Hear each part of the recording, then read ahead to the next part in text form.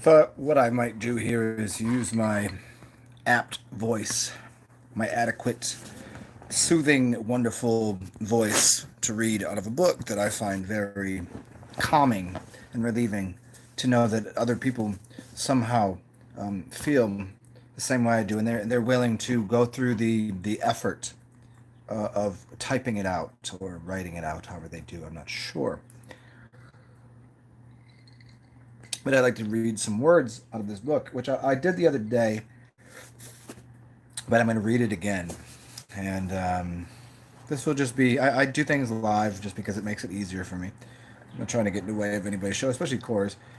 I think he's almost dead, but my phone was fucked up, so here you go. I'm going to read out of this book. It's called Assholes. And I told you the other day there's a book called On Assholes and On Truth, and or On Bullshit and On Truth, and then there's a book Assholes. I don't think he's the author to the other two, on bullshit and on truth, but I find something about assholes that they tend to bullshit. Just kind of is their general habit, their demeanor, their the way they go about getting what they want in life, and they find it very. If I just bullshit a little bit, I'll get what I want, and maybe that's why I'm my factory settings didn't allow for me to bullshit too often. In fact, most of the time, I might talk shit and have a little go with people, but it's never to gain something. It's always for humor. So what I'll do is I'm going to just start reading out of this book. And so if you come here in the future, here you are. And if you're here now, you're welcome. I'm just gonna turn to a page wildly and just start reading. And let me see. I would like to give you at least the chapter that we're dealing with here, and the chapter is called "Gender, Nature, Blame." Wow, did we just get right to it? Let's go. The problem becomes more difficult when we recall that assholes rarely, if ever, fundamentally change. That is not to say that they cannot change.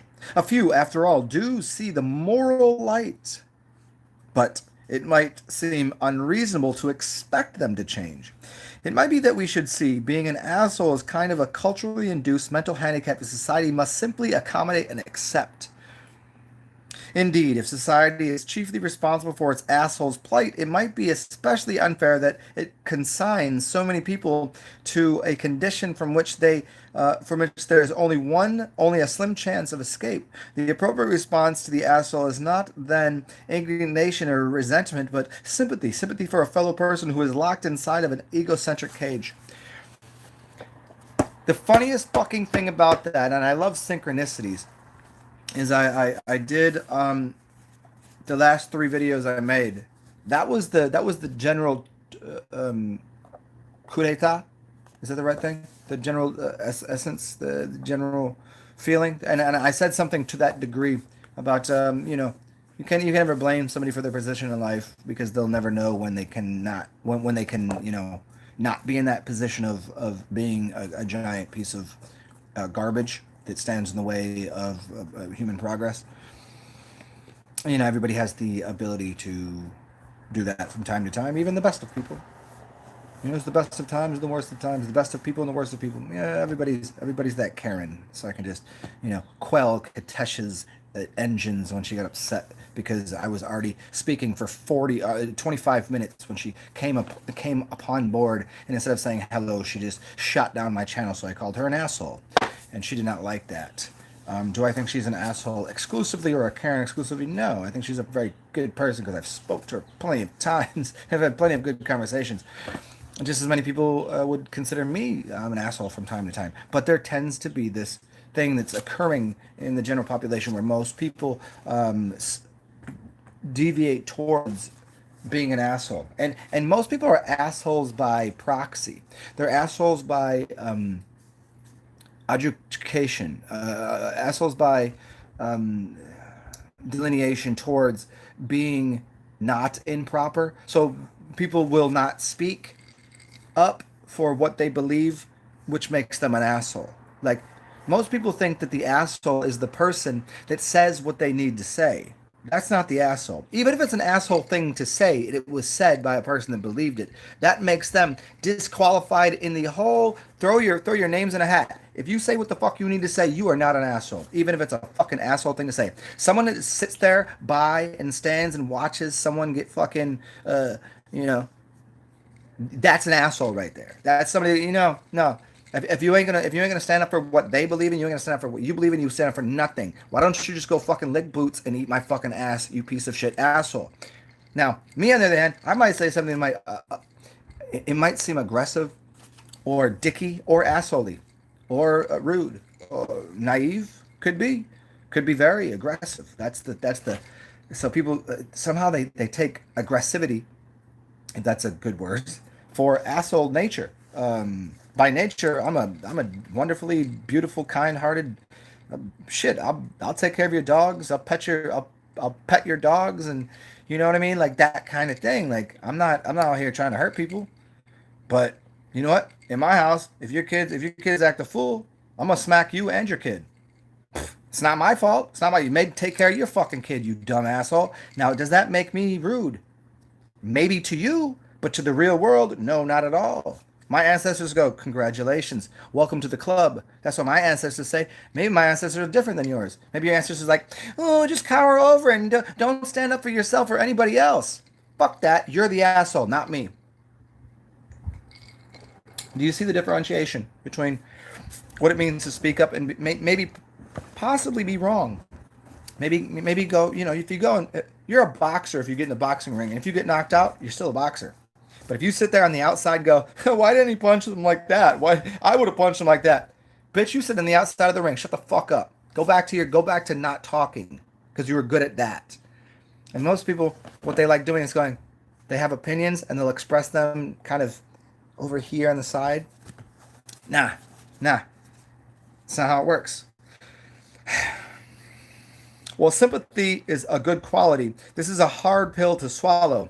No one, after all, is forcing the asshole to speak too loudly or abuse his position of power. And that's what we're talking about. He does these things in his own free will, of his own accord. Is he not then rightly to blame? So what we have is a bunch of media personality that continually just, they could take a different job, right? Couldn't they? Don't they have a degree from college? They're making enough money? Is their job just that easy? They just walk in, work 2 hours, just say something off a screen, and then walk out and fucking, fuck a bunch of hookers? Is that what they do? I don't know. I've never met any of them. I've only seen one person that was a weatherman. I've only seen him. I never talked to him. Like any in depth. I was at the same bar. I was like, oh, what up, yo? I didn't know who he was. I was like, what up? And it was no. Most people engage with me. Most people. Almost all people engage with me because they're very curious. And we have good conversations. 99% of the time. No, he didn't engage with me. No. Anyways, let's continue on this passage so we can get through these words that are not mine, that I'm just repeating for someone else. Perhaps, but the question then is what exactly this freedom of will consists of. We haven't defended our right to place blame until we've said what we can that could possibly mean. So let me try to say that again. We haven't defended our right to place blame until we've said what that could possibly mean. So I was just discussing this idea.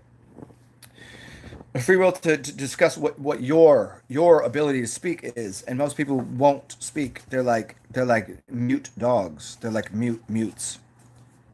So like, what good are you in a world that the way we relay information is through? Hey, Courts, hopefully I didn't shut your shit off, man. I thought you were almost finished, and I just wanted to get into my book, because I was, yeah, Courts. I just figured you were almost done, and if anybody came over here because of this shit, I'll shut this shit off because I'm just reading out of a book. I was enjoying your show, and then something fucking happened where I was commenting on something, and then my phone fucked up, and then I couldn't get back on your channel, so I didn't know what to do, and I was like, and I seen you keep making a show, and I was like, all right, fuck it. Well, I'll just make a show, and hopefully people come by later. So hopefully you didn't take that as an aggression towards you. I mean, you know what's up.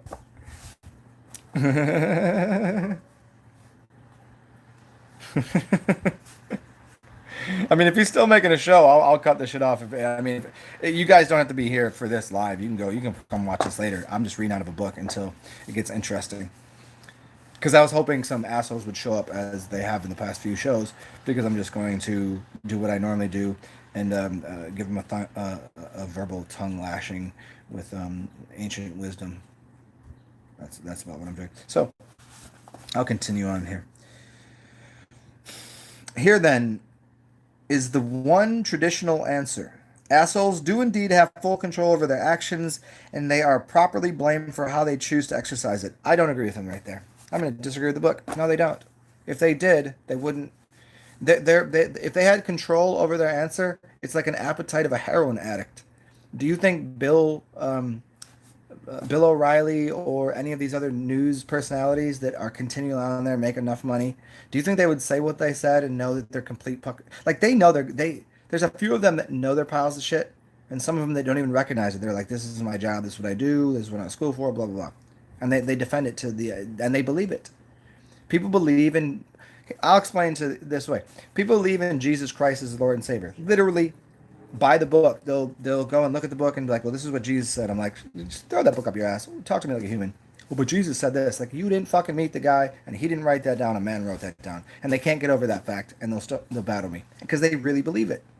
So yes, plenty of people believe their own bullshit. They're not willing to go, shit, my bad. I did fuck up right there. That was so stupid of me.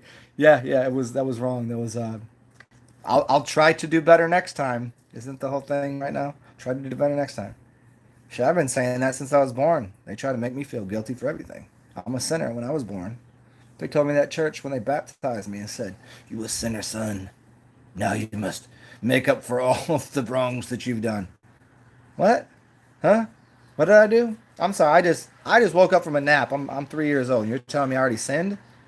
Wasn't it you two that fucked it up? Because I read the Bible and said you two shouldn't be fucking, and you fucked and made me. And all of a sudden, so the mother and father that give birth to the child, they blame the child for them doing the dirty deed of sinning, which is causing friction and dualistic characteristics to make a child that is the go between. You know what I'm saying?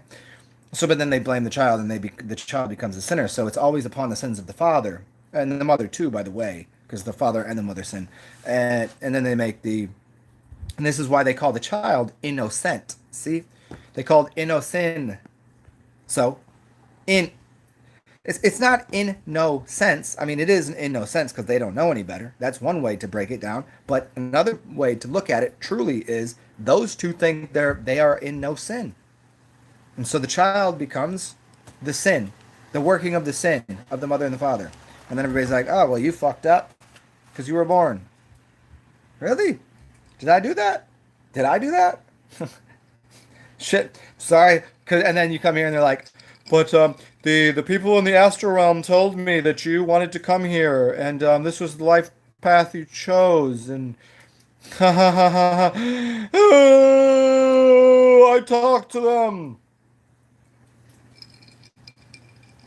Did the ancestors tell me I was going to punch you in the fucking neck right now? No, they didn't. They didn't reveal that to you. No. I guess I am a sinner, huh? I mean, that's the kind of way that I feel about people most of the time.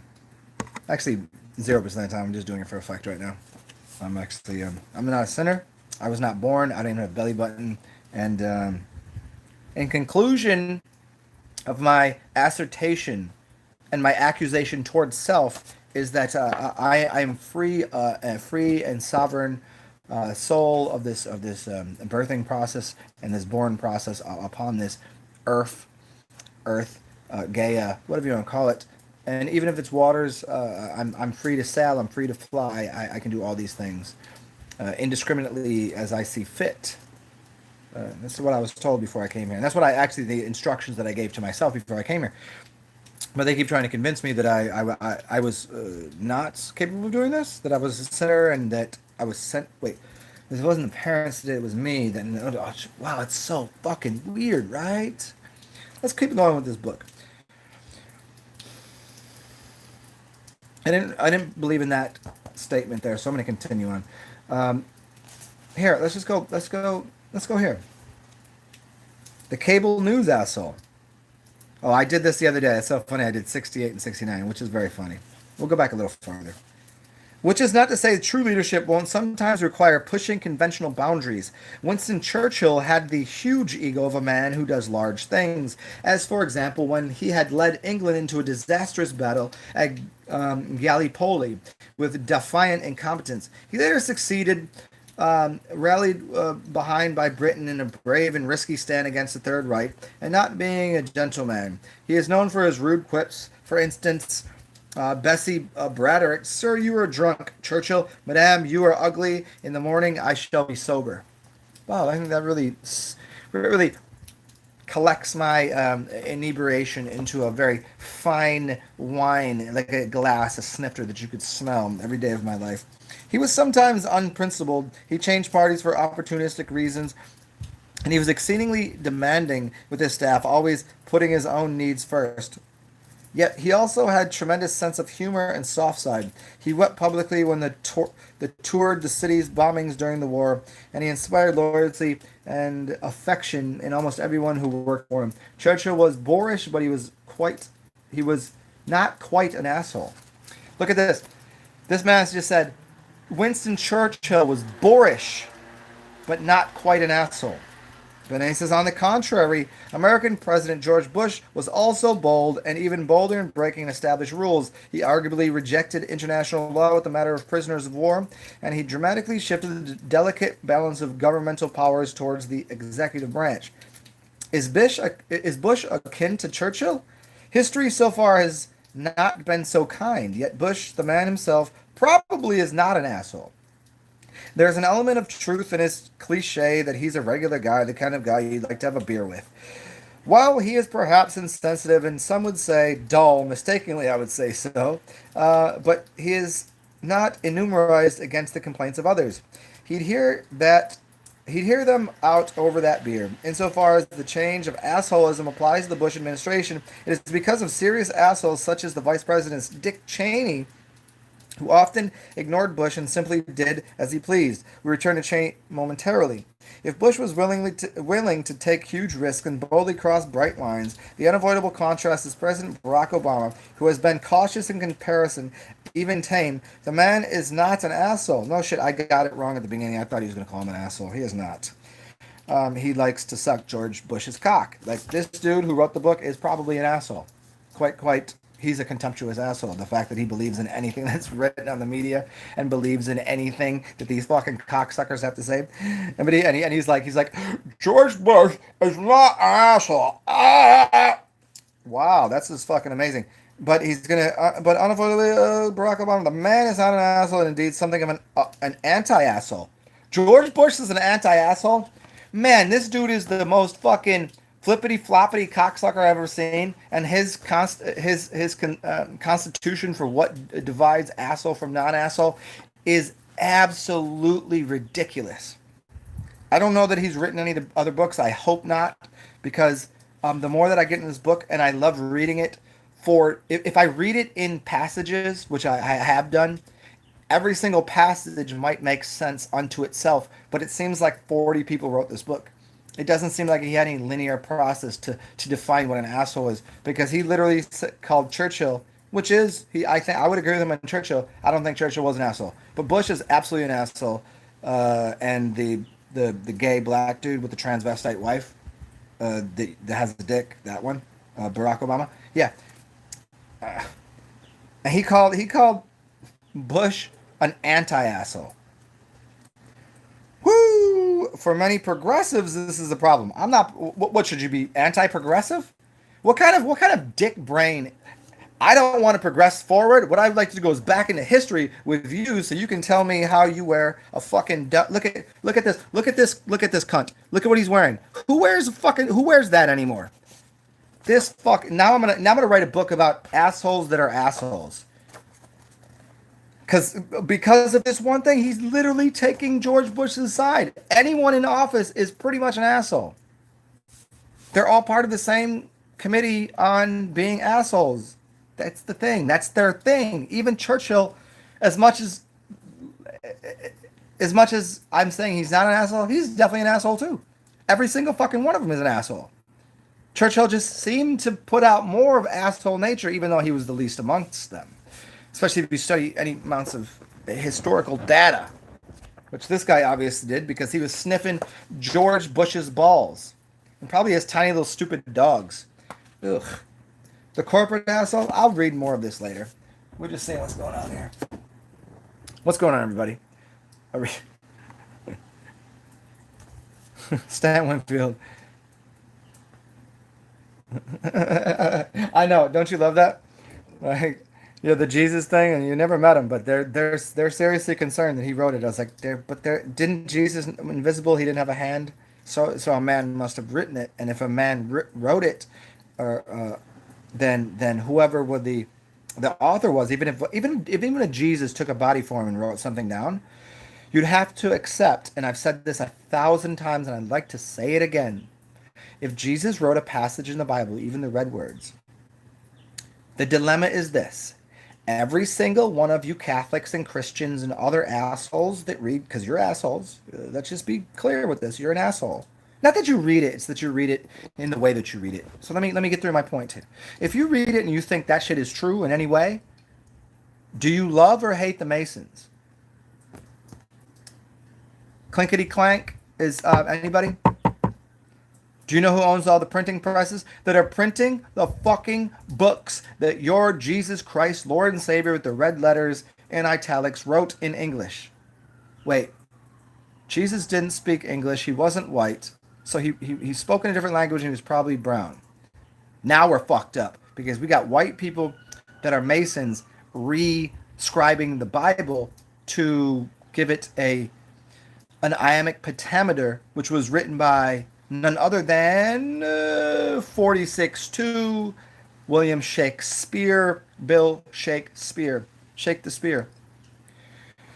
It's already encoded in there. They rewrote the Bible. So now you believe all the red words in the Bible. No, you believe Masonry.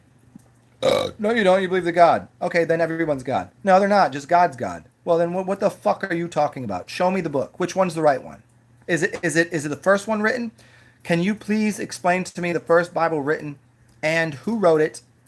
And Bible just means a book of a bunch of books, right? Doesn't it mean a bunch of people that wrote things and put it into a compendium? And then can you translate that for me?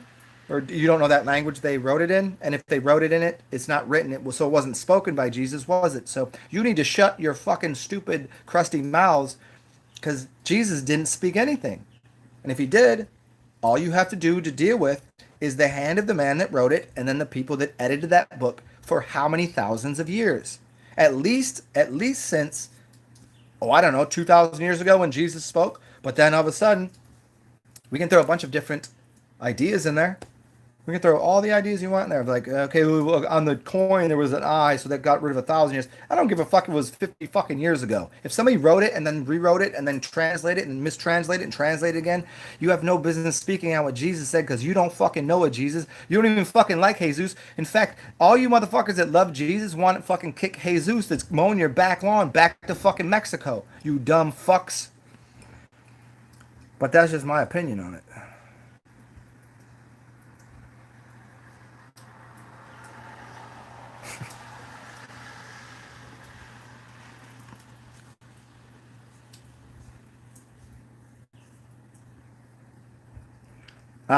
Divine Hazel. Yeah. Oh, yeah. No, I've been.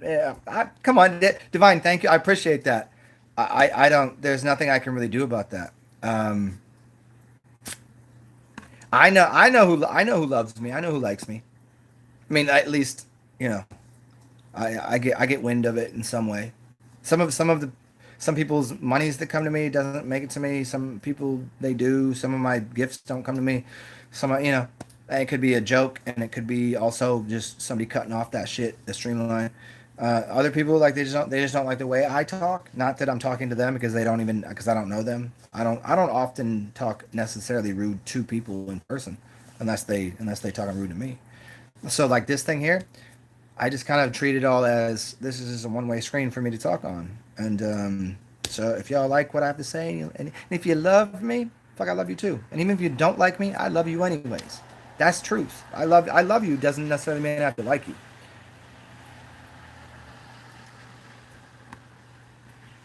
Yeah, I don't know.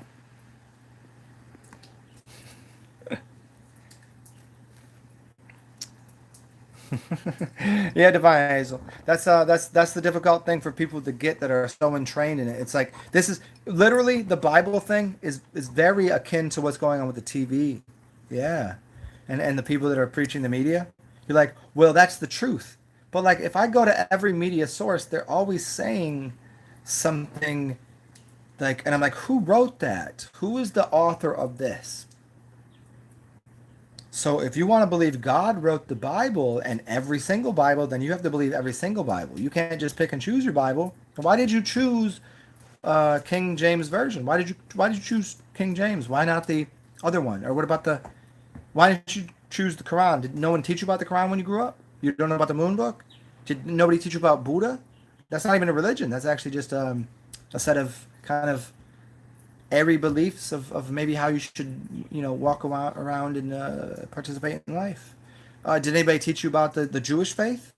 Did anybody teach you about Kabbalah? Of a deeper, do you even know how to read that? Now, these are difficult tasks because everybody reads English and reads one thing, and this is what they were told, and that's what they believe. And so now you got to deal with this. Like, so now you believe Jesus. Now, but why does that person believe Jesus is different than you? Well, you have the one true correct book. Are we literally in fucking some like Willy Wonka land? Jesus, hey, Divine. Here's where I'm willing to disagree with you.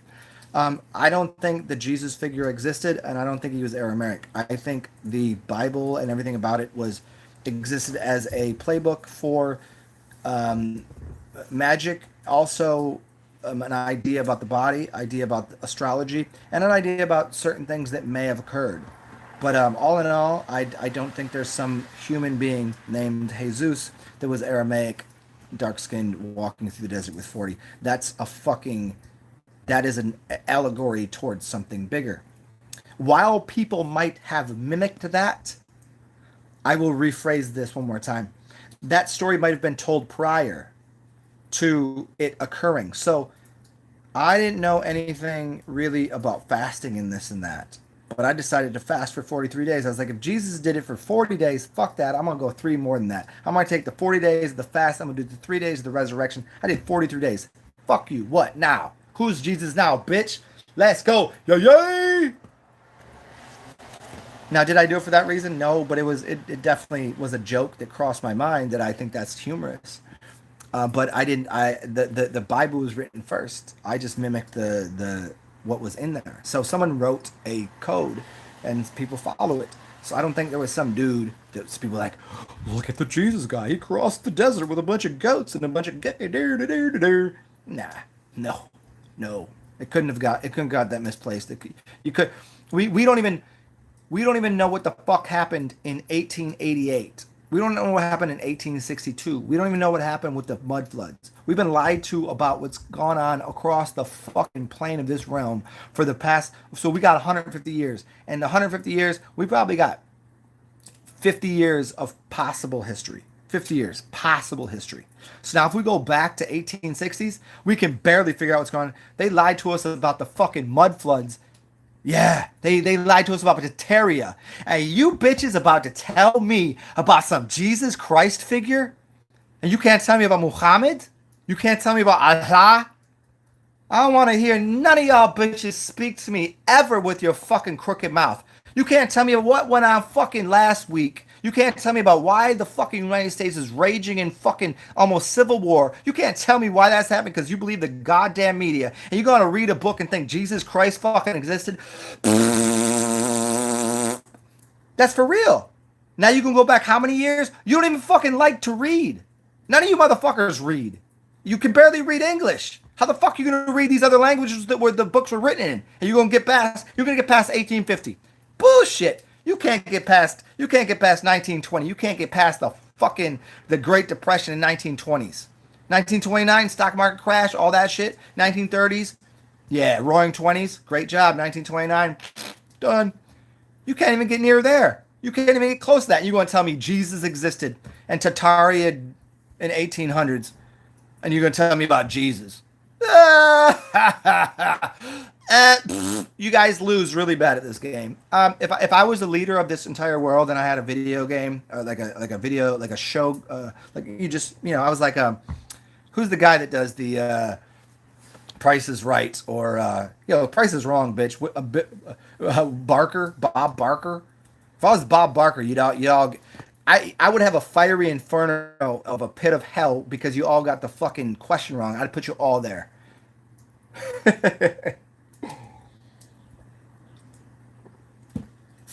I wouldn't really do that. Come on, relax.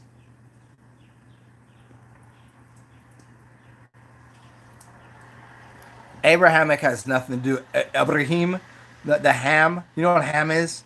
No, we're not doing this one right now. Yeah, I said nothing about Abraham. Yeah, yeah. You're both talking about religions that don't exist. If you got a religion to have, go ahead and talk to your God. Go ahead and see what your God has to say. Here's what I'm gonna ask everyone to do. If you have a God, whether it's Jesus or Muhammad or some Abrahamic thing or some, you know, sequester your God and see what they have to say.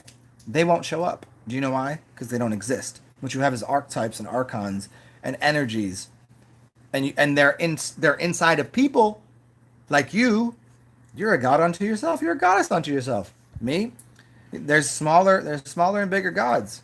To some people, I'm a very small god. To other people's, I'm something else. Same with you. But to think that you can look at a book, burn your books. Your books suck. Fuck your books. Fuck your books. What people put energy into this world comes out in the void is Maya. Yes. Yeah, yeah, yeah. Yeah, I agree. So hold on. I'm just saying, take your books and burn them. I've put this out there hundreds of times at this point.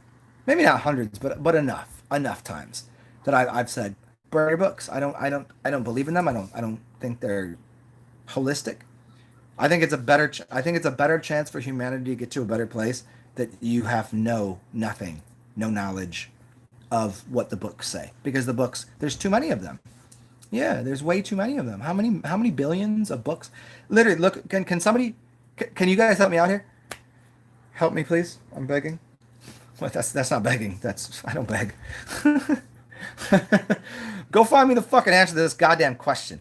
See now that's the two points you got. I'm either just chilling or I'm in fast forward. Fast forward mode is how many books exist in the entire world? How many different books exist?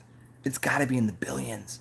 And do you know how many words? Do you know how many paragraphs that is? If it's billions of books, it's trillions of paragraphs. And if it's trillions of paragraphs, how many words is it? And if it's how many words, how many letters of dumb shit people have to say? I don't need to know why your grandmother knitted pottery, you know, like knitting pottery. That's a very funny thing. I think it's great. I think there should be a book written on that, but I don't need to know about everyone's grandmother's story. Like if you want to tell me a story, tell me a story. Put it in the story section. I want to, read this to your children. It's beautiful. But don't give me some breakdown of 1 to 10 of how to fucking cook an apple pie. Bitch, I got the fucking newsletter. I know how to fucking make bread. You want to tell me how an apple is made? I'd like to hear you tell me. And none of you can do it because none of you is God. You're gaudy. So that's why you're so egotistical you write books. Man, everybody asks me to write a book. Never gonna write a book. I'm egotistical like because I talk. But it goes away. As soon as I'm done talking, it just vanishes. The book will just sit there and it'll haunt you. Like these ones right here, they haunt me. Some of them look at me and go, "Why haven't you read me?" Other ones say, "You read me," and I was like, "But I don't like you." And I'm like, "Should I give that away?" And I go, "I'm not gonna give you away. Should I burn you in the trash with the rest of the fucking books that I've read that are garbage, like the Bible, like the Quran?" Oh no! Did he say these things? No, they're not garbage. They're garbage the way people read them. Hmm? Hmm. What was the title of this show? Because maybe I should get back to that. Do I have anything good to say? Books are just different people's perceptions. Um, yeah, I guess. Then you know what? Then we'll never have a unified world of anything that looks like health and organization and wonderment and a society that works amongst each other. Because We can celebrate everything, people's opinions, people's ways they've gone through life, but these perceptions should be left to storytelling. Of here's a story, and here's a perception I had of an idea, not a way to work with life. You know, a way to work with life is if I go to a church, every single church guy in front of the church thing there's never a woman there. Wonder why that is. Hey, I'm sorry. Why is there always preachers? There's never a woman there. I don't know. Why did the priests of excuse me, could somebody ask me this? Why did all the pagans and Megans get destroyed? The earth dwelling, the ones that protected and cared for the earth, get killed by all. So you think that's a perception? I need to know this, Divine. You're going to tell me it's a perception that people that believed in the Bible didn't fucking try to destroy and have almost exclusively destroyed pagans? I mean, you're a pagan, right? You're telling me that music that people were trying to make wasn't by the church almost destroyed, and the because paganism and all of everything, if you want to suit around that magic art, was never a religion. It was just it was just how to interact with the world. That was a suggestion. That's good. And it's just like here's what these things are, and here's how they work together. Where religion says no, fuck you, this is how it is, and that's not as you suggest a perception. I mean, it is a perception, but it's an aggressive perception that has caused undue great amounts of harm upon the world, collective communities and individuals, and that kind of thing, whatever that is, seems to, because I'm not against pagans, and I'm not against religion. I'm against religions shitting on pagans and killing pagans. How do you work that together? If pagans were killing fucking Christians, I'd be against that, even though Christians are absolutely, completely, in my mind, wrong for a million reasons. I don't think it's any business of the pagans to destroy them. Just like I don't think there's any reason for capitalism and communism and socialism to fight each other over things, and its ideals and shit. But in reality, I think everyone should have, if you want to be in that group, you work within that group and that group think. But there seems to be an overwhelming abundance of idiots within the church and the government that push fascism, communism, statism. It's all under religion. It's all under statism. It's all under the guise of a context of, if you look at your grand, glorious, wonderful country and state, they always have a book, and it tends to be the Bible, Christian. And anybody that tries to be outside of standing in a line to get a wafer and sit at the, and they go pew, they sit at a pew and they get pewed upon, and they get shit upon by somebody standing in front of a, like, that's okay, because we can give them money. But if I practice arts of the craft of magic by myself, I'm somehow unholy, unworthy, and I'm a pagan, and I'm still to this day tormented by the Christianity, which is actually the problem in the world. And you're going to tell me that you think you know who Jesus is, and you think you know the accreditation of the historicity of the cult, which has nothing to do with getting the world away from the devil. Christianity has and always is, if there is a good and evil, as close as to evil as you can find. It's just the way I felt for a very long time. Maybe because they destroyed my culture, my ancestors, my heritage, and everything that I've ever fucking known.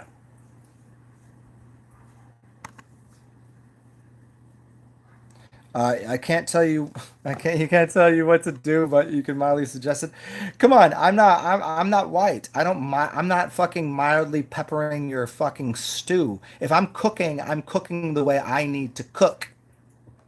And if you don't like it, then your ears are aflame and your soul is burning. That's your dilemma, not for me to mild my stew. What do I need to put some more fucking water and tomato sauce in there so that my spices don't come through? If it's too spicy for you, then your ears, that's your problem. That's just, what I'm saying. And I'm not saying that to you, Divine Hazel. I'm saying to people that would say that thing. I mean, to you too, I guess, if you think. Um, you got drunk and volunteered. Perfect. Hey, I'll get hey Divine Hazel, you know how it works. I'll get drunk with you and volunteer. See, I have to respond to these things the way that I think they're intended, not the way that you might actually mean them, because I don't have any way of knowing what you truly mean by saying that, because I don't have the inflection of your voice, which gives a lot of meaning to things. A spice. A spicy. That's a spicy meatball. It's funny. The other day I ordered French onion soup from this really magical restaurant. I thought it was magical, and then everything that I got was overcooked. And instead of getting French onion soup, which I heard was really good from this place, I got meatballs. And I was just like, I don't fucking like meatballs. And there's nothing I can do because it's already a high rated restaurant. I can give them a 1-star review on Yelp and say, you guys fucking suck my cock. They ain't gonna do shit about it. I could probably go back there and be like, yeah, you guys fucked up my order. You gave me the wrong thing and your food sucked. They're gonna be like, yeah, good. What am I gonna do? They're like, we got 4.5 stars on Yelp, and everything we do, people like us. So you go, because people are still gonna come and eat at our restaurant. That's a bad way to be about things. You know, it's one thing. It's one thing if I just don't like your food. It's another thing if you like really screw up someone's order, and they were screwed up my order on like 4 accounts. Like, overcooked 2 of my things, gave me the wrong thing, and one thing just didn't make any sense that they did. It just was weird. Have you ever had scalloped potatoes? They're not fucking big balls of potatoes with cheese on it. It's supposed to be cooked in an oven, sliced, and they don't even know what the word scallop means. Now, here's the thing: is that was actually probably the best part of the meal, so which I didn't really complain about. I just complained about I got lobster. If you spend $30 on lobster, it needs to be cooked right. You don't overcook it. It's pretty simple. Pretty simple. I could have cooked it myself. I could have went to the fucking store and got myself 3 lobster tails for the same price and cooked it proper myself, because holy shit, I'm not a fucking idiot. Although the it was a steakhouse, so they cooked a steak perfect. Mind blowing. All you got to do is go, here's a fucking 3/4 inch steak, and here's okay, which cut is this? 8 minutes. Put the timer on. Flip that bitch over. You good to go. You can't fuck that up. There's no one in the world that could fuck up a steak if the steak is of good quality. You'd have to be retarded. So they didn't fuck that up. In fact, it was really good. But I guess for fucking $35, Now, if I was a billionaire, would I bitch about that? Fucking yes. Because it's not about the money, it's about the principle. It's not about being poor and spending my money, or being rich and spending my money. It's about the principle of the fucking thing. So I just work with principalities. That's what I do. So, who else is left here? Where are we going with this? I don't remember what the general tone of this video was supposed to be. But I've just had this feeling on my brain and my heart for everyone else, because there's this weird empathy thing that I do, and it's not. I did not fucking sign up for this. I didn't want this, and it's I mean, empathy is a beautiful thing sometimes, but other times it's just like it's so overwhelming that, like, because I have the capacity to speak words that other people cannot, I gotta always do that, because nobody else is capable of saying the way the way things are, because well, their heart might be in the right space. They don't have the I don't know. There's this weird thing that goes on in my brain where it's like it's like smarting or something. And so I can somehow combine my brain and my heart and my fucking balls, for whatever reason that is. I don't know, why would you jam your brain, your balls, and your heart together? What kind of stew would that be? It would look like me. I'm a giant bag of brain, balls, and heart.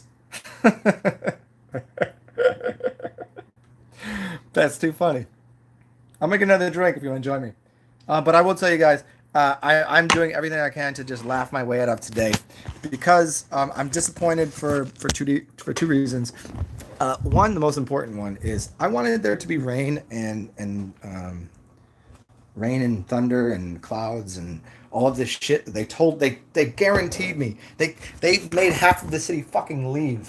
They made half the city leave. They said New Orleans, well, not here, not in the city, but like a little to the south here. They said y'all gotta go because there's gonna be a huge storm. And there wasn't a huge storm. In fact, while the storm was happening, they kept lying, saying there was a storm happening. And then I called somebody that actually lives where they're telling me the storm is occurring, and they're like, "No, we're actually outside playing in the rain."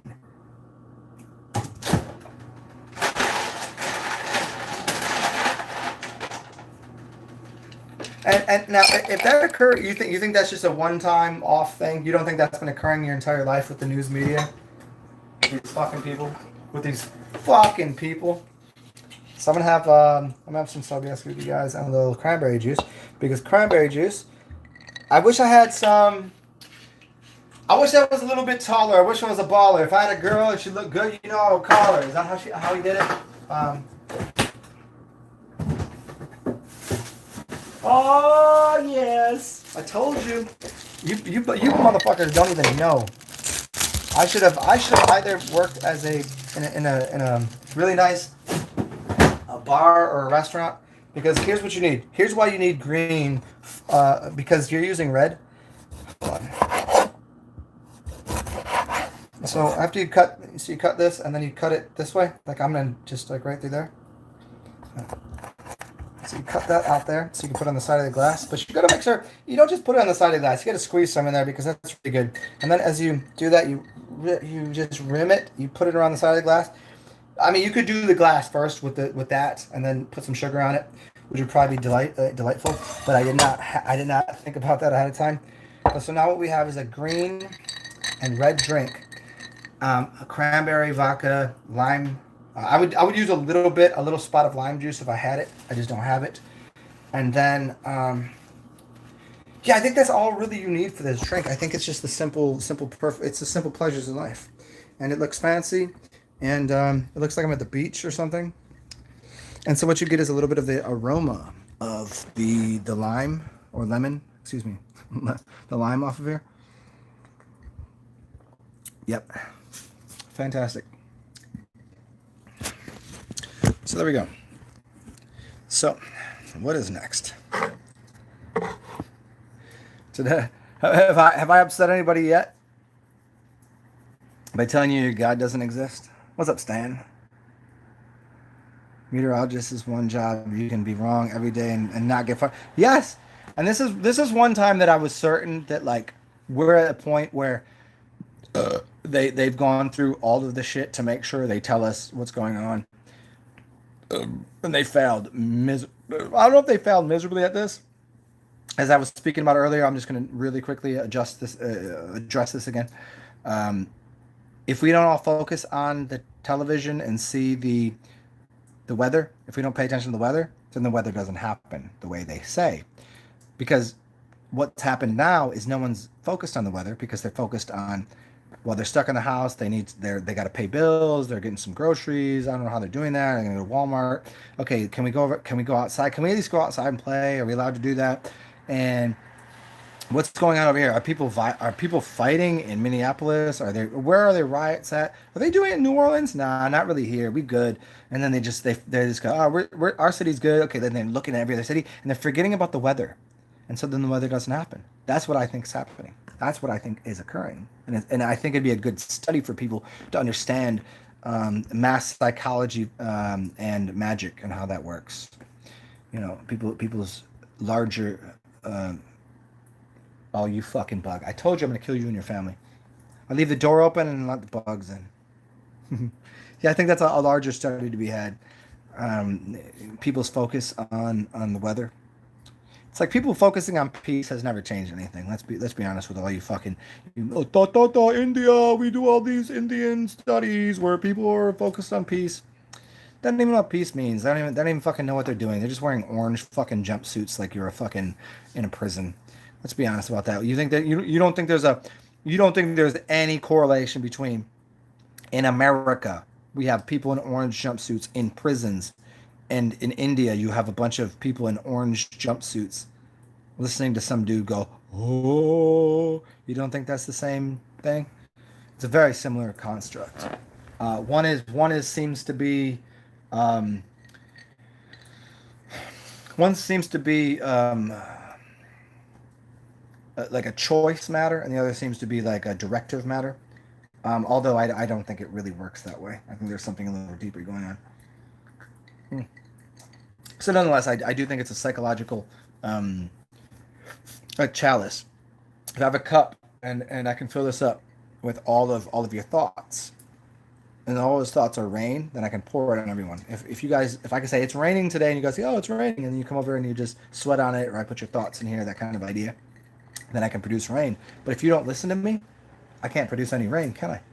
I'm no longer the Rain Man. I don't make. You know what Rain Man is? There's a big deeper thing that I'd like to get into with you guys. Reaign. He played the Seattle Supersonics. His name is Sean Kemp, the Rain Man. And there's also Rain Man, which was all that the dude that the little 5'6" dorky dude that thinks he's the coolest guy ever. Tom Cruise. He like flew planes, and he was also the Rain Man, right? No, he was not the Rain Man. Dustin Hoffman was the Rain Man. And there's like, to bring rain, it means to make energy, make money. And so there's something to do with rain and bringing energy. And somebody brought this up 2 shows ago about doing a rain dance and how that works. Hmm. But I digress on that right now because that should be a show upon itself. I don't want to do that an hour in.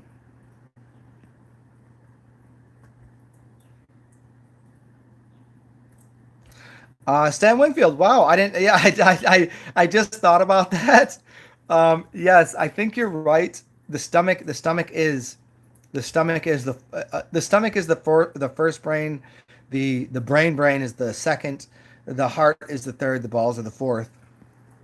I don't know about the thyroid, although I've noticed most people they do have thyroid issues. I mean, I could say for myself, like I could point out like between my thyroid, my pituitary, and my spleen. This is the three that I've given to people: thyroid, pituitary, and spleen. Not because it's something. It could be a reflection of myself, I suppose. But a lot of people have asked me about things that were related to that were going on in their life. They said, "Hey, this is going on in my life."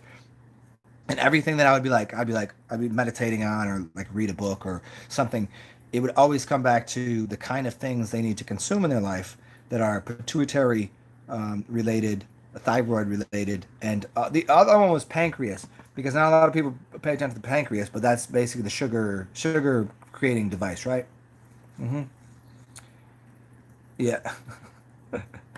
Yeah, the connection between all of those, Stan, and which one did I miss here? Yeah, Divine Hazel, the good and bad monks. I'm a good and bad monk all at once, and it's a terribly wonderful way to be. They all connect. Yeah, those ones connect, and that's what that was the. I never knew that, and the first time I said it, I was like, those things are fucked up on you, and then I went and started researching it, and I was like, holy shit, those actually are, according to Ayurveda and a bunch of other things, like the network of how the pituitary, the thyroid, sugar, glycogen, all of that, how that all functions. I was like, holy shit, I said it to somebody not even knowing the shit. And that's always the funniest thing to me. That's why I just talk, because I try not to get in the way. So somebody's like, you're rambling, you're babbling. I was like, because I don't want to get in the way. Like, I don't want my mind of my thoughts to get in the way that what comes out of my mouth, which is connected to my lower realms. This is only here to provide me with a few channels of language. If I were to use this to divine something, to think about things, I'd be here all day and you guys would never talk to me. I would just go, but this, oh, but that, but this, and that. But what about this?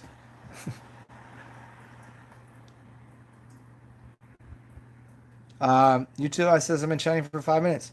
Hypothalamus. The hypothalamus. Are you adding that to the? Are you correcting? Are you adding to it? I'm trying to figure out. Yeah. So you got the pituitary, the the hypothalamus. Yeah, I think that's part of I think that's part of the process there too. What which ones did I say? I said the I said the pituitary. Oh, you're adding to it. Yeah. The hypothalamus. Yes. Yes. Yes. Well, most people's glandulars, the glandulars are like they take them as a separate system, and they're not. Like think about it. I get a lot of kind of like stiff bones and like gouty arthritic symptoms because my ex excrement, like getting rid of something, like most of the I don't really have a dirty closet, like clean out your closet. It's not that bad, and most of what I do is pretty much cyclical, and it's easy to function with. But sometimes I hold on to things, and holding on to grief, holding on to things are connected to that pathway as well. And then also producing sugars, and the sugars that you produce come out of, depending on your, then I'm not going to get into all the climate and how that occurs, because that's a long talk, and I don't know if I have it in me, because I need my sugars. There is a little bit of sugar in here, and it's not even good sugar. I think it's high. I can't get into that too deep right here. I'd have to do a little bit of research to put that into my data bank to set against everything else. You know what I mean? You know how I do. Oh, the roof of the mouth. That's when you put your tongue back there. Yeah, it's you gotta push your tongue back a little bit and stick it to the roof of your mouth, so it produces. Yeah, okay, I see what you're saying. Yeah, I know it. I'm just this is fourth show in. I'm a little upset about. I've just lost a bunch of money on something, and I didn't have much, and I lost most of it. And also, oh, dumb people talking shit. But fucking whatever. Both of those things are kind of water. I'm a duck. Quack like a duck. Fuck like a duck. Does anyone know that song?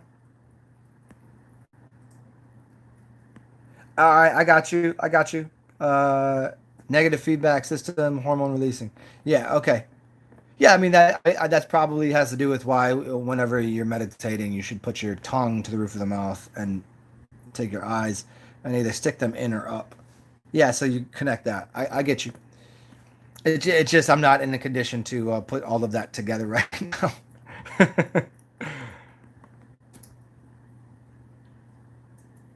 Yeah, produces DMT. I could see how that works. There's some times that when I'm really when I'm like right, some people have those little like things they do, and they're just doing something that's not because you're a fucking maniac. It's because literally that's what you should be doing, and you should focus on that. You shouldn't just be like, like frantic people. They start scratching their arm and doing this thing. No, that's a focus point. And there's probably like whenever you're like doing something with your tongue. Like a friend of mine always does that. That's a thank you for saying that. A friend of mine always does that. For years. I was like, why do you keep doing that? And it was always associated with like um, uh, uh, uh, when she was a child, they gave her growth hormone, HGH. Her father was a doctor. They gave her growth hormone, and it caused a lot of imbalances in her thyroid and her hypothalamus. And that I never thought about the connection to why she would. I always thought it was just that she was nervous about everything, but her nervousness comes out of. Wow, thank you for that. That actually. You have no idea that was a key for something. Yeah, yeah, the roof of the mouth thing. She does it, and she doesn't know she's doing it. It's funny because she's like when she was a child, she used to do that a lot, and then she became, you know, an adult. She doesn't do that. She just does it occasionally, but she doesn't remember why she puts her tongue against. And she's Indian, by the way. She's like dot dot dot, and but her parents and so she associated that with her brother's insanity and her parents, all that shit. Interesting, interesting shit. Yeah, I've heard of that, Stan. Like I'm all for doing whatever it takes. You know, if you need to tattoo yourself, if you need to put earrings in, if you need to put bracelets on, if you need to, pierce your nose. Those are all the reason the Indians did that, the yogis did that. Those are all pressure points, and they would use certain types of metals. So there's every finger has a metal on it, and there's a reason that you have. You're not really supposed to use your thumbs per se. They can be used as alternative sources, and then so you get into the seven, 8, or 9 planets depending on your what you're believing in. and but every one of them has a metal associated with it, which is a frequency that and when I say planets, you know what I mean. Cool. Interesting. See, I'm learning more from you guys today than I ever have. Yeah. Fire Jack, I hear you on that. Insane membrane. Yeah, I hear you on that, man. Mm-hmm. Yeah, to the degree at which you could do that is dependent upon how see there's only I have probably 100 I've got probably 200 different herbs that I fuck around with, and I've got maybe through the years I fuck with a few different, I don't know, like arginine or some sort of something that was produced in a capsule, and it's not the perfect version, but it's a sped up process of doing the thing. So if I spend $30, I can know what this thing does, and I just got to find the plant that does it. So L-arginine, which is a nitric oxide. Here, look at the most important thing that I found to date, without question, is L-arginine, which is produces blood flow in the body. There's really nothing more important than that. I mean, if you can find something, and blood flow is related to your strength of your breath and all of that, right? So, yeah, L-arginine, whatever plants have that, consume that. It's why people get vascular and people can lift bigger weights. Now they do it, and they do it in a way that can probably harm their skeletal system, and also their um, because if you start lifting weights and your muscles get too big and your tendons aren't big enough, you can really fuck yourself up. You need to the tendons, the muscles, and everything else needs to grow at the same rate of speed. But if you speed up one process, you've got to balance out the other one somehow. And if you don't know what you're doing, but L-arginine, it just increases blood flow, and the only thing that can do for you is if you increase it too much, you can blow out fucking you can blow out all your fucking organs. But just don't do too much of it, and it's pretty fucking good. It just it allows everything to move easier. Yeah.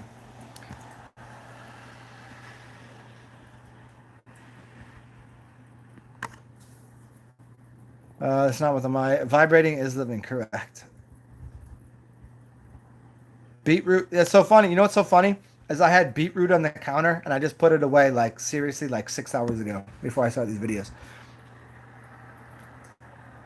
Oh yeah. That's a fire drink. That's the thing. That's the drink. It's called Kabbalah.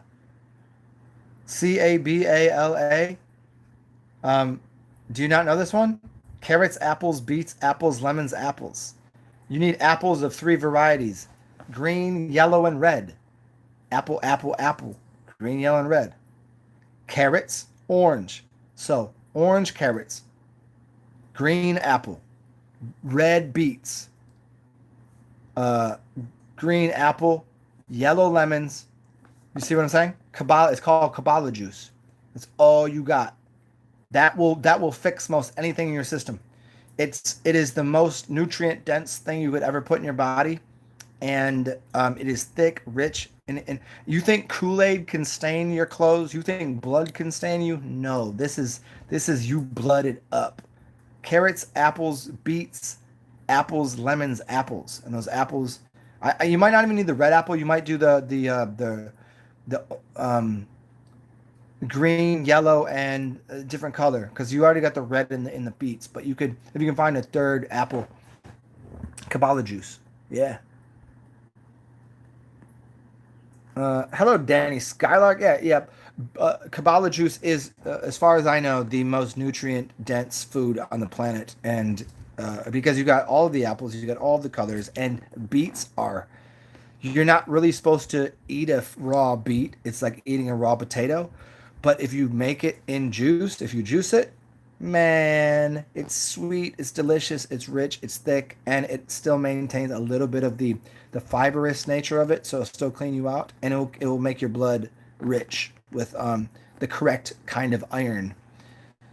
Iron is iron bloods, right? Not that I agree that people should be going towards Iron Blood, but it will clean things up for you at least in the interim before you move on to the next stage of life.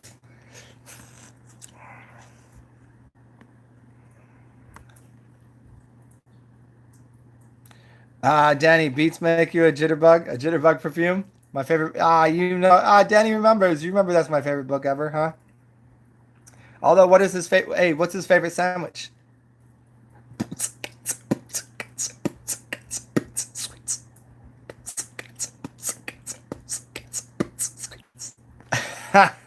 Swiss beats. Swiss beats with the boots and cats. Devise a green apple, strawberry, blueberry, lemon, water, chlorophyll, and the extra virgin olive oil. Here, let me try to help you with that. I don't think I would use I would not use the olive oil in there.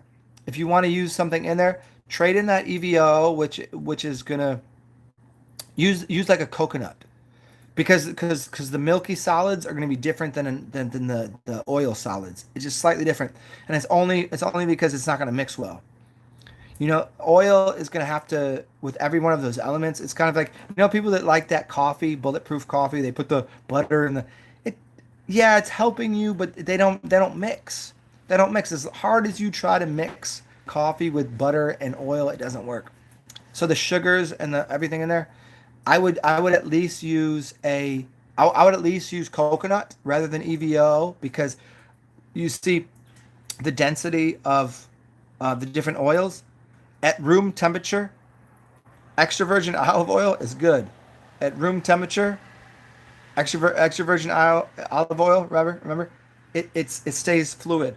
But if I take a certain type, let me think. What else is there? If I take coconut oil, it becomes solidified at about 70, or at about 68 degrees, 69 degrees, maybe even a little higher than that, maybe 71.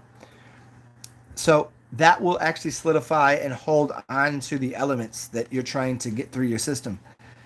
So you see, if you change the viscosity of the oil in your car, then the sugar, when the sugar turns into alcohol, and the alcohol-based funny cars, which is part of. So if you have a two-stroke motor, I'm using a bunch of weird things, and I know this, and I know it's going to be.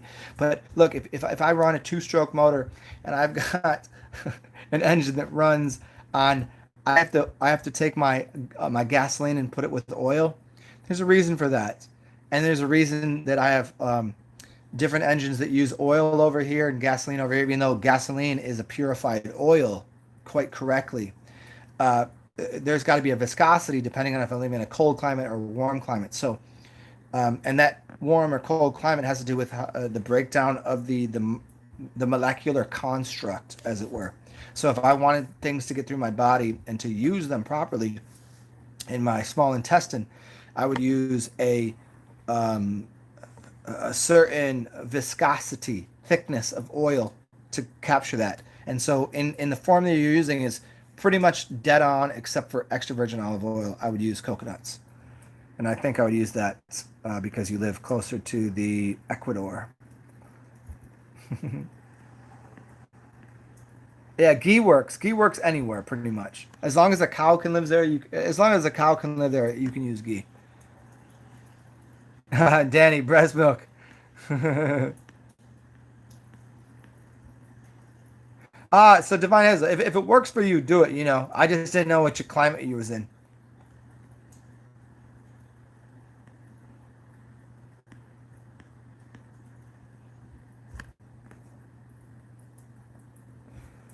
Yeah, Divine Hazel, you hear me? Like I don't know like exactly like what you deal with on a daily basis, where you're at and what you're doing, but between just remember the more local the buttery, fat, milky, oily substance, it's going to be more appropriate for your blood viscosity, so it can get it into you.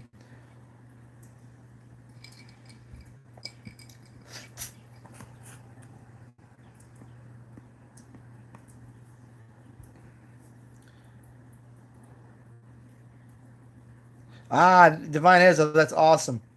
That's awesome. But you know what the difficult thing is? I think it was me and was it me and Stan or me and somebody else? And Divine Hazel, you know how it is.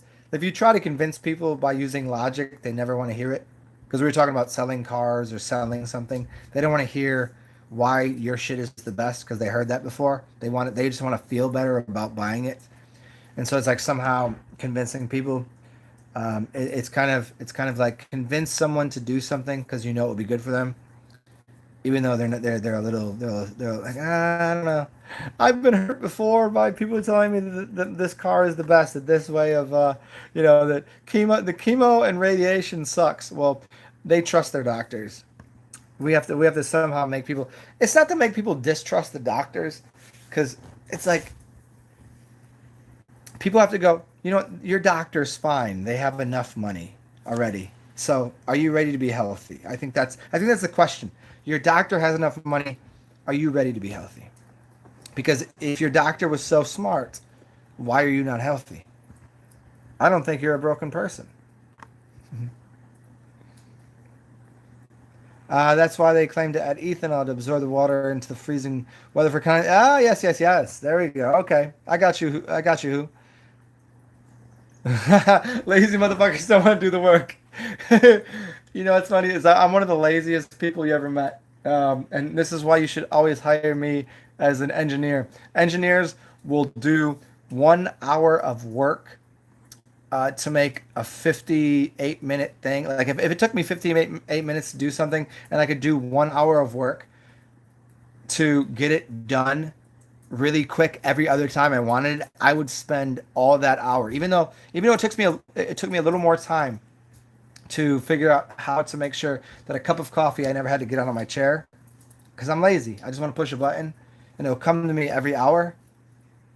I would do that if it takes me 2 hours. Where if I could get up and just spend 2 minutes here, then I would do the math and I'd go, oh, okay, it's going to take me eight hours, 8 hours a fucking year. I could spend 1 hour building this right now and never have to think again. I would do that. That's engineer's mind. Sell by emotion. Yeah. It's a fucking terrible. Look, let me turn my light on so you can see my face. So you know I'm not bullshitting you.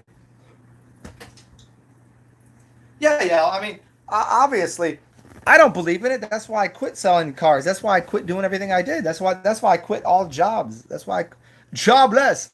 I'm jobless. This is why I quit all things because I hated telling people that I knew to be a lie into their face. Even when you're doing something like I know people got to get to work. I know people need to get a new car. I know people need these things. I'm not against somebody driving a car, even if it's a fucking Tesla. I'm not against that. I'm against people fucking bullshitting on what it's gonna do. And then I realized like if I need to make money, I can't tell you what it's gonna do. I'm gonna say, why should you buy from me? Why? Because you trust me, because you love me, because you like what I'm doing. And I could tell you anything. If you like me enough, you'll buy fucking shit out of my shorts. But I think that's fucking rude and I think that's insane. But yeah, we have a entire population the way they grew up. If you got into marketing or sales, what they say is, "Here, I'm gonna explain to me how to sell a man with white gloves on. You hand him a ketchup popsicle. You want to sell a man with white gloves a ketchup popsicle. That's the thing. How would you ever do that? What's the correct answer? Anybody? There is no correct answer. You punch him in the face, you jam the ketchup popsicle in his mouth, you take his fucking white gloves, you grab his fucking wallet after you've put his white gloves on so there's no fingerprints, you take his money out, you throw his fucking wallet back at him, and then you pull the rubber, you pull the fucking ketchup popsicle out of his mouth, take your gloves off that were his, throw it back at his face, put the ketchup popsicle back in your hand, put the money that you have of his, now it's yours, in your pocket, and you walk up and you sell that ketchup popsicle again. And you just leave him there on the floor with white gloves on. Who fucking cares? He lost his money and he ate a ketchup popsicle. That's his fault. And then I'll go over and I'll clean it off. I'll just put it under some distilled water, get rid of that, and I'll buy myself some French fries with the money that I stole from him, and I'll eat. That's what I do. Seems pretty simple, doesn't it?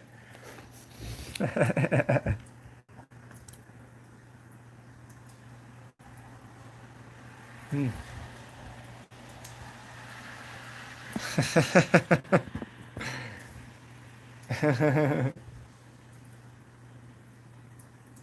I've always considered these couple options, which was what would it be like if there was really like if really like I've discussed this before. If there was 1,000 people in here right now, and there wasn't like three people just going, okay, shut that comment down, and shut this shit off. Don't let them know people are listening to them. What would that look like if I knew people were listening to me? Would I talk different? Only slightly, just a tiny bit. If I knew there was 1,000 people listening to me right now, and there was and I had like 100,000 like 100,000 views, and I was getting paid to do this, the only thing that I would do different slightly, I don't know. I'd probably shut my show off sooner. That's about it. I don't think I'd say anything different. I might, I mean, if I made that kind of money, I would set this up so I had a big enough TV and I could sit comfortably, like, to talk to you guys. I sit forward so I can read your comments because I want to be involved. I want to be involved in your life and know what's going on in the way that you're living your life. But I really wanted to sit back and go, all right, yes, next.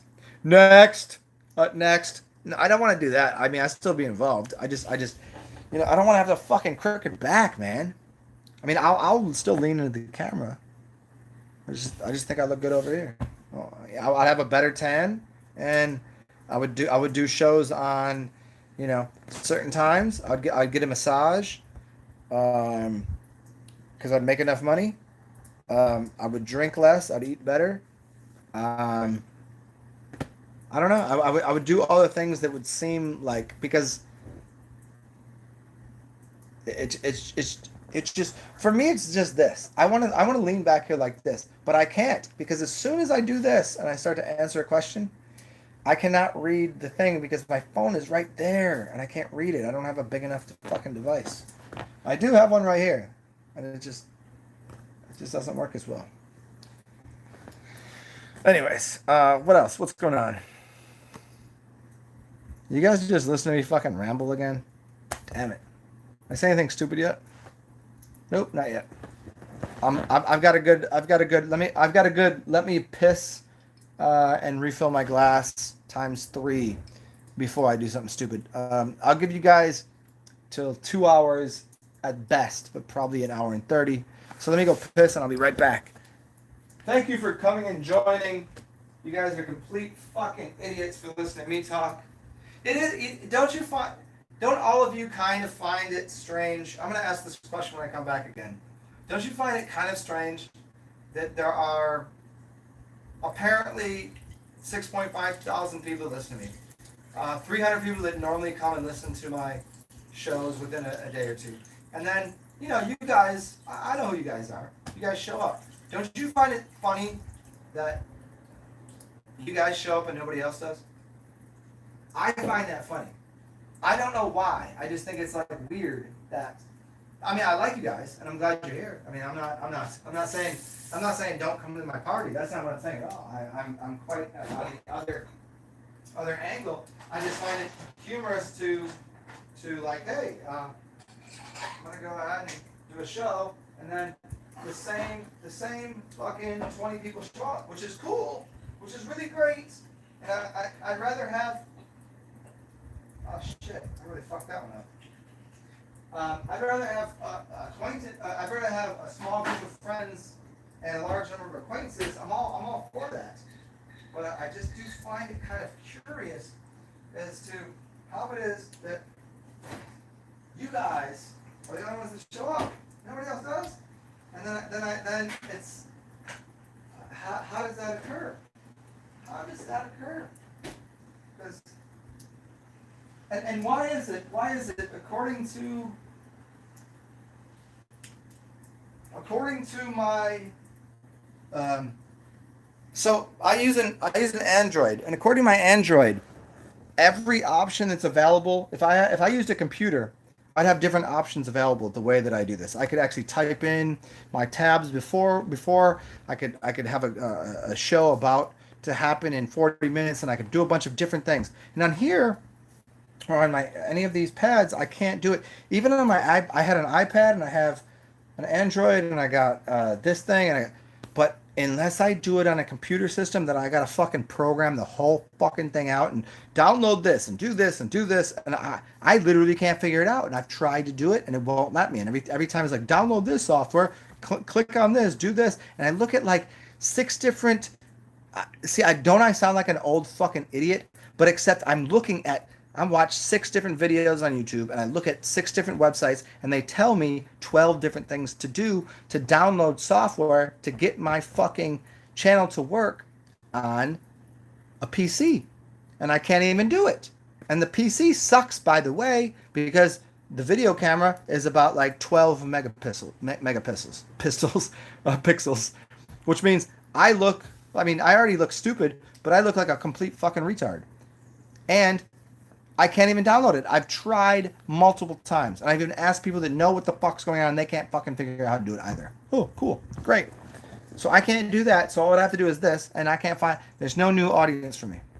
And apparently, here we are again, me and you guys. I mean, I still enjoy it. As long as you guys enjoy my company, I enjoy yours. But it's just weird to me. That's all.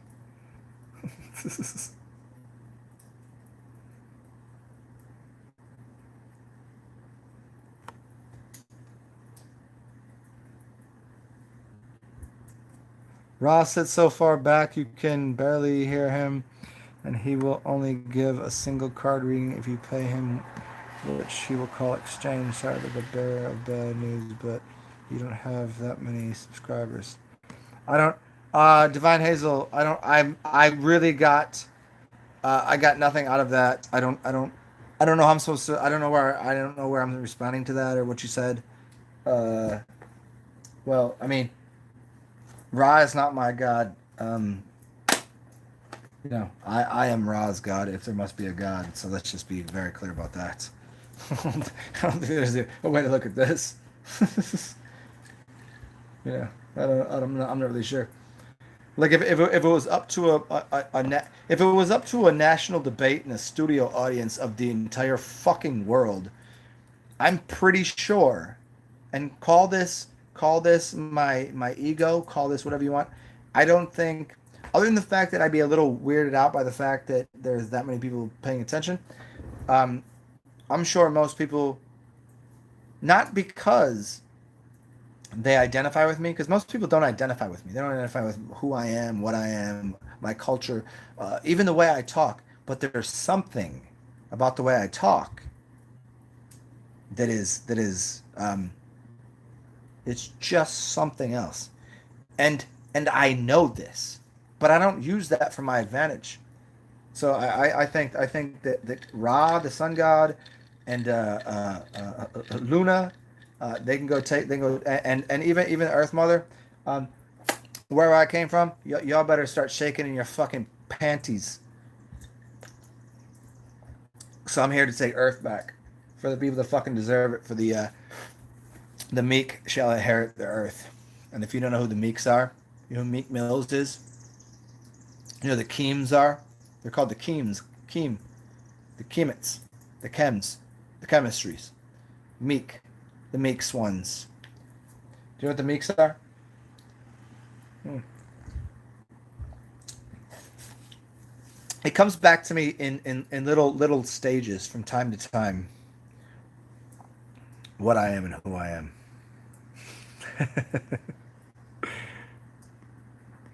Oh, I didn't know that.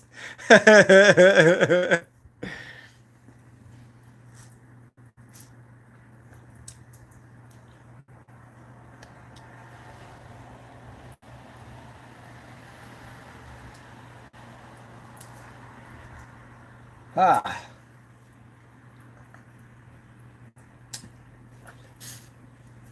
it's funny because most people say that I talk a lot, but they only know that I talk a lot because they don't know me when I'm not talking. Most people talk to themselves or they sit and they don't sit in silence, and um, they don't know what it is to be without language, to be without money, to be without energy, without be others, without to be, without these stuffs, and they involve themselves with it. Like when I sit here, sometimes, even though you could look at my place, it's very well put together. It's fabulous. You guys have seen this place. I got this most beautiful couch and a beautiful purple chair and a TV and a wow, that shit is fucking. It's really well put together. But sometimes I look at them like this is the most empty place ever. Because I'm not looking at objects. I'm looking at energy of things. So if I turn off the TV, I don't see the energy. If whenever I look at people, I don't see people's faces. I mean, I do. I'm not being that fucking dude. I don't see color. I just see, everything's energy to me. No, I'm not being like that. I'm just saying it's really obvious to know when someone's fucking that whatever. Like a baby says dot dot dot dot dot. This is a dot, a dot, a dot, and dot, and dot, and thought, and thought is dot. It's why you put a dot somewhere. It's why a thought is what it is. It's why dad was the first word. It means the son. It means that thing. They're pointing at something. When a child first speaks, the only word they speak is dot dot dot dot dot, and it's with dotty dot, and they can see because a child can see your energy before anything.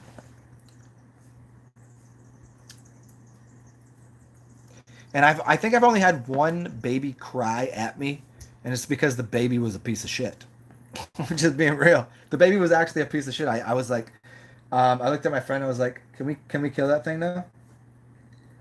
Can we destroy that thing before it comes after us? I think that's the demon seed. Because I could tell because I looked at their parents and their parents were pissed at me that I was looking at their kid. I was like, "Your kid is fucking 2 months old. What do you think I want to do? Fucking put my fucking dong in it, you retards?" I was like, "How about I fuck you both first, and then I take your child and be like, hey, your parents got killed in a fucking car accident, and in reality, your parents were just stupid and they should have been killed because they were the providers for the seed of demon." That's just the way I feel when I see people sometimes. I just articulate it in different ways. Um, in reality, do I think the parents were probably seeding a demon and the child was a demon? Yes, yes, yes, yes, I do. You thought I was going to say no, but no, I'm being honest. I don't have comedy in my bones. I have comedy everywhere else, but in my bones, I got truth. A lot of people don't got that. I'm not superficial. That's the part thing. Stan, Theora, oh man.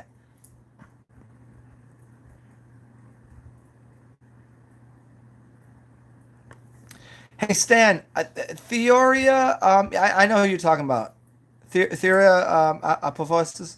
Yeah, when I first started following him, I really liked him, and then I found him to be um, objectively thinking he's better than everyone, like in a very rude way. And I'm playful and aggressive. He's just snarky, and I don't like it. And there's something really weird about him. He has so many tattoos, but he's really dorky. That dude, right? And he has cameras that he always has. It's he really he. I like him. 90% of me really wants to like him. I'm just not sure what I'm supposed to listen to anymore. Every time I listen to him, I just feel confused. I don't feel like he's trying to make a connection with anybody that doesn't play Dungeons and Dragons or takes pictures of women's feet. You know what I mean? That's just what I get off of him. I've liked his information he's put out, and you know what? There's two people that I really respect that like his information. One was Savan, and the other was Santos Bonacci. Santos Bonacci loves that dude. I mean, I hear you. Recently produced a two-page guide, sells it by donation. Will you produce condensed subjects? Oh yeah. I mean, I'll read it if somebody wants to buy me that shit. I'll read it for sure. Um, I mean, again, I like 90% of what he puts out. There's just some weird shit that he does after he goes through the magnets and the cameras And but then he has a couple things where he's like just he spent too long time in a basement and thought he knew everything and he started sniffing his own farts and playing too much Dungeons and Dragons online, and his grandmother said, "Yo, you gotta," and then he just, all of that. It just comes, and I have no problem with that. I really don't, because I know those cats. Those are my friends in high school. I promise you, you could go ask them. I think, hopefully, I think they like me. Maybe I was the dork. Who the fuck knows? I'm just saying, there's something really off-putting about his information that seems to be. Do you know how the guys that do the? Let me try to explain this to you in a better way. Because again, I want to tell you, he's well on the fucking level of I fucking love everything he does, except the way like he's more of a fuck than I am. At least I'm a drunk while I'm doing it. He comes across while he's sober as a fucking cock, and he's oppressive. Like, and that's why people don't listen to what he's saying. Um, th- there's this. I don't. What am I gonna say? I think he's a cool dude. I like him. I like what he has to say. He's probably done more research. He's done way more research on magnets and how all the shit works and all. Yeah, he's well spoken. I just don't know how he has all the tattoos and all of the. mm, It's really weird. He seems very very connected to some Masonic shit. Like not good Masonic shit either. It's abrasive. I don't know where I was gonna go with that. I just need to get that out there because 5 or 6 people asked me about him, and I've watched his shit, and I used to be subscribed to him, and it got overwhelming, like weird. Yeah. He sell it by notion to make it illegal. Yeah. I don't sell anything. I just provide information, and if you like what I do the same thing. Yeah. Um,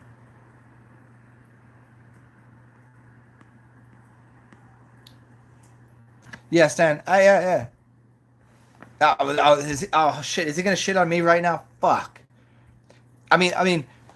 When it comes to just logistics, logic about anything, he's probably up there. But he's the kind of person that reads a lot. I don't read a lot. I pay attention to actuality, and I don't put myself behind like if I'm out in public, I'm out in public. I don't take pictures of things and divide me amongst that. Like you see me this, but you can see me in reality. I don't think you'd ever see that dude in reality. I think he's always behind a camera. Seems sort of that's my feeling that I get. That's all. I'm not judging the cat. And see now I feel like a fucking pussy because really truly I've gotten a lot of good information about him from him. He's on all the time. Yeah. I mean, whatever. So let's move on. Let's move on to what the fuck I was saying because I don't really. The point is, if you asked me a question about he's got a book, I just read it wrong because I'm a little drunk at the end of the night. Um, I'm happy to read. I'm happy to read through his material for sure. I'll read through his material and give you a condensation, a condensed version of it. Um, well, yeah, he's the TA, tits and ass, right? I'm the AZ. I'm the Aztec warrior. I'm the Zaza, the Zaza Patchouli. I'm the Alpha and the Zeta, as well as the Omega, and everything in between. I don't know how it all works. I just know what it isn't. And so I can tell you what I can tell you certainly the percentage wise of people that are and are not. I can do that. If anybody wants to give me offline and never call me out for it because I'm not trying to battle these people. Because if I give anybody an 80 to 90, an 80 to 100%, like you're good, I don't want to hear shit out of their fucking mouth. If I say somebody's less than 80, then go ahead and fucking battle me. Because if you give less than 80% of fucking reality to people, fuck you. And I already told you, I gave him well above a 90. I give Savan well above a 90. And I already told you, I already told you on the 33 greatest teachers. I didn't put him on there because, well, he only gave me one aspect of reality. He wasn't giving me the whole aspect of reality. He never told me. He never told me what a girl's pussy smelled like. I had to find that on my own. And so all I did as a dirty, stinking dog, walk out of the cabin at 3 in the morning, and I hear the wolves cry, "Woo!"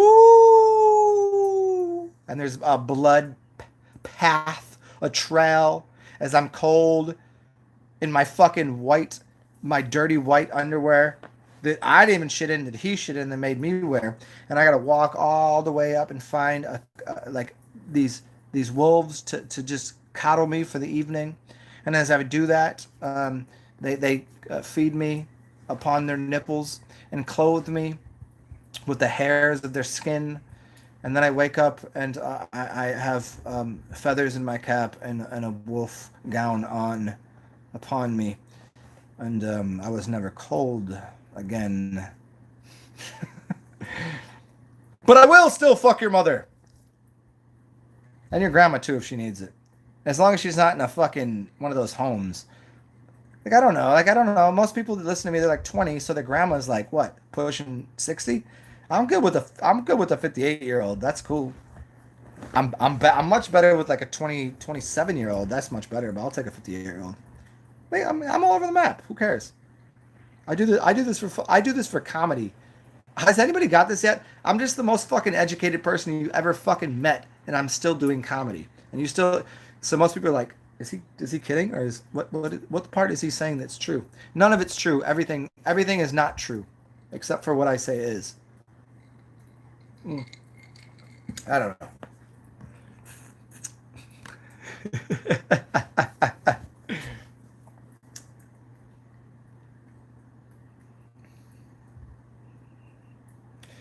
Divine Hazel. You know what's funny is this is the second time today that you have primed me for two people that have been live.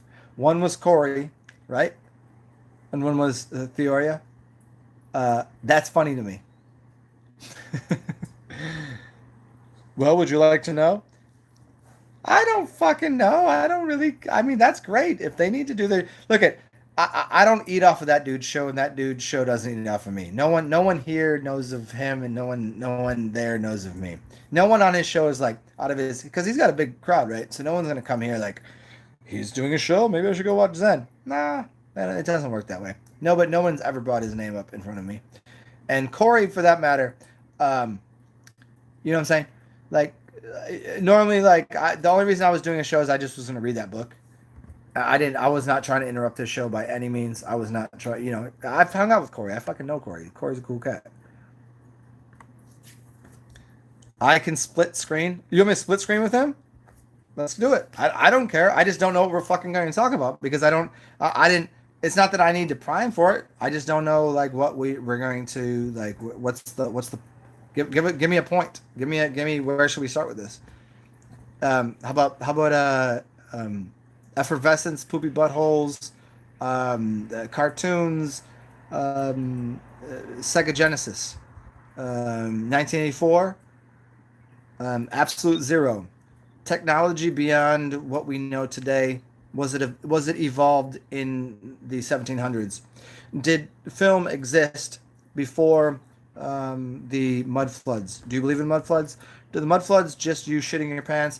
Is poopy equivalent to have you ever met someone that has pooped in their shoe? All of these things are questions that I'd like to know. And I'm a terrible host. I'm a terrible interviewee. I'm a terrible interviewer. I just like to talk shit, and I don't. You know, we just find out where things go. But what the fuck were you talking about? I don't know. I just like to laugh. I'm sure he does too. I don't. Hmm. I could only imagine. I could only imagine. I'm gonna wag my finger at people. I could only imagine what if you gave people the best of my material, which is about 90% of it, is fucking badass. I'm willing to say that. And by badass, I mean good. They'd be like, oh, who the fuck? I'm gonna talk to him. And if you gave people like 2%, because there's only 2%. There's like 8% that is just like, he's just fill their bullshit. And there's 2% is like, shut the fuck up, you're an idiot. If you showed people that, people are like, fuck you, you're an idiot, I hate you.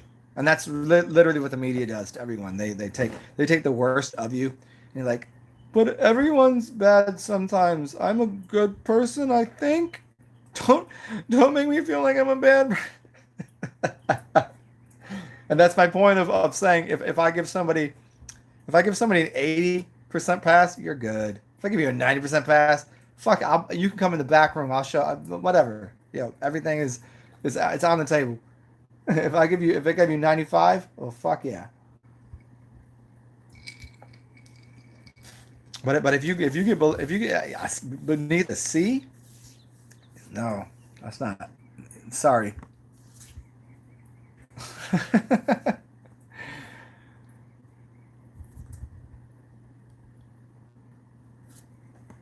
Well, bye guys. Apparently, between Divine Hazel and Stan and everybody else, we've called this a night.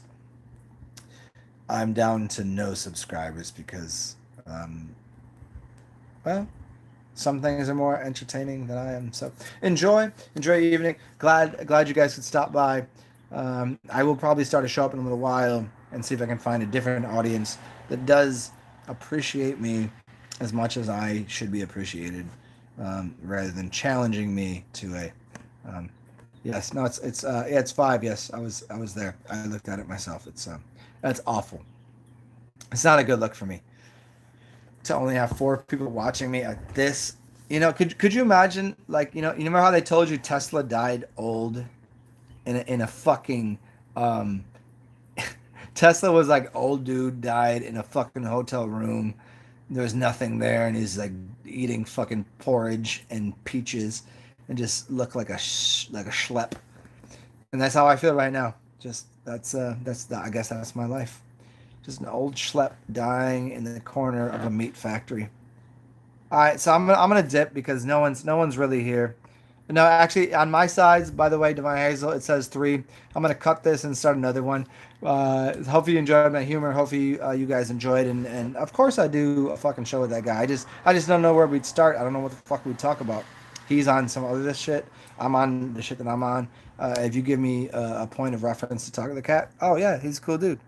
I'm sure if I met him in person, we'd have a beer and fucking, high five. I don't fucking know, but yeah. So my side says three. You're telling me there's more. You guys have a good day, and I'll talk to you guys in like 10 minutes. Let me go change my fucking socks and spit in a spittoon, and we'll talk a bunch of shit after this. Bye bye.